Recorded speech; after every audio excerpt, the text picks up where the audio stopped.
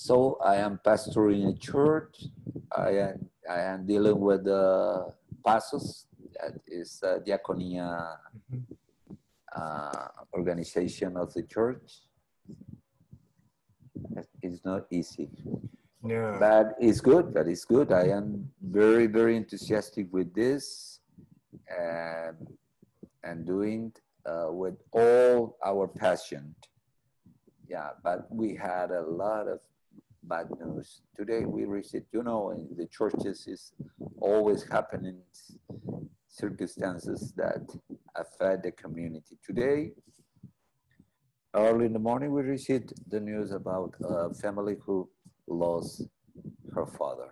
Oh no. Yeah, I just would love to hear some of how this time has been for you and your family and how things have been going. Obviously, your youngest daughter is still in school but yeah, how's life been in this time of pandemic and lots of change? Okay, yeah. Well, we have been in good health, in good spirits. It has been a time of much family integration. Relatives visit us with some regularity. My daughters, my older sisters, my grandson, he is 2 years old. Uh, so what's quarantine been like for Barranquilla as a city, right? Who's doing well and who's suffering more? And yeah, especially your congregation, but the city as a whole. We were very hungry for several months in this city. Mm. No starvation, famine, no bad. Many people walking in the street asking for foods, I'm sure. door by door. The most affected have been, of course, Venezuelan migrants who do not have a migratory status. Without papers. A migratory status regularized by the state. So they do not have medical care, for example, or access to education system. Mm-hmm. And of course, there is no labor inclusion for them. But the Presbyterian churches and their leadership had done very well. Good.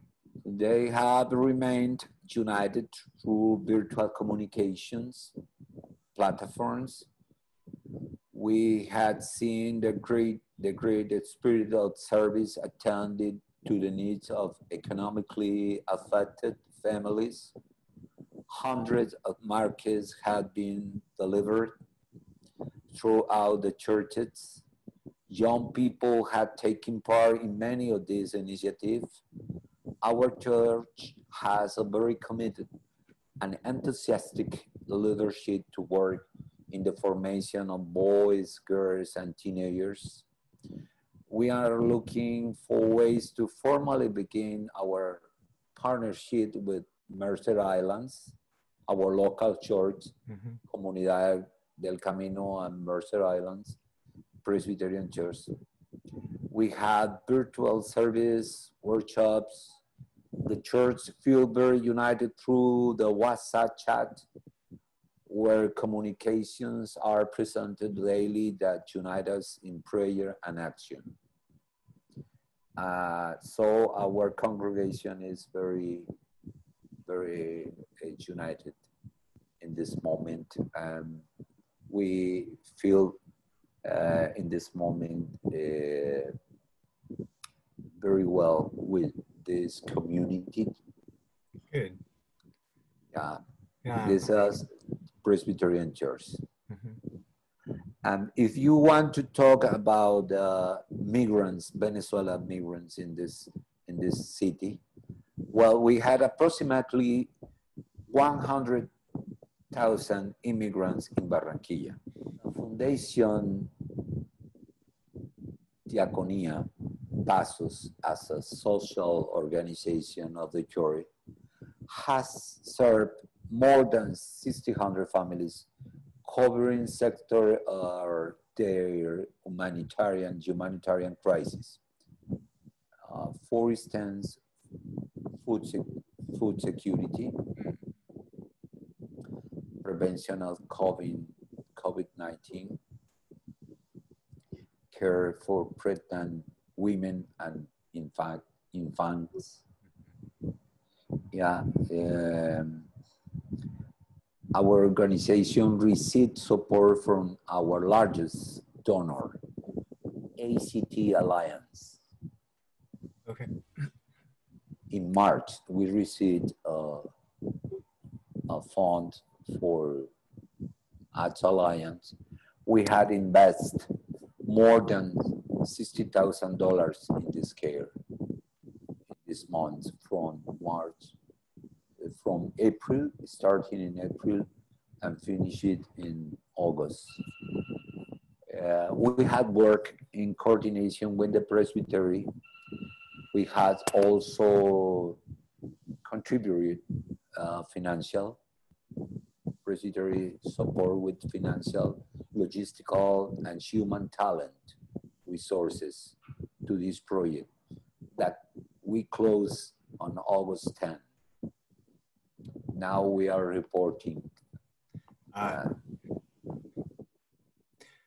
So the formal project is largely finished, and now it's reporting what happened. Excuse me? So the formal project finished in August? Yeah, finishes in August. Yeah. Now, but we continue working with Venezuela because the churches is part of this project and they had a close relation with this Venezuela community in the neighborhood. For example, the next week, pregnant women and infants is going to receive kids in the third Presbyterian Church and the first Presbyterian Church in the neighborhood in the southwest of the city, Comunidad Santa Maria, and in other locations in the city. We are going to deliver 60 kids. 60 kids. That's great. 60 kids for 30 pregnant and 30 infants.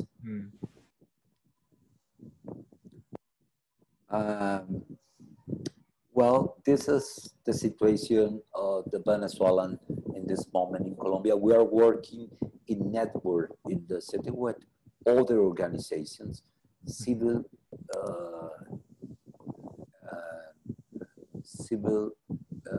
social organizations and union nation agencies and international organizations. For example, we are cooperating, we are sharing information with other organizations, and other organization is supporting us because we can deal with health service. So we had to receive the support of other organizations that work in health service to support our beneficiaries, our grantees, the population that have problems of health, which we work in coordination. In humanitarian, we call these coordinations.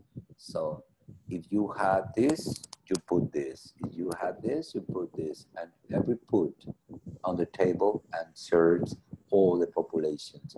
And the coordination is also for not repeat actions right.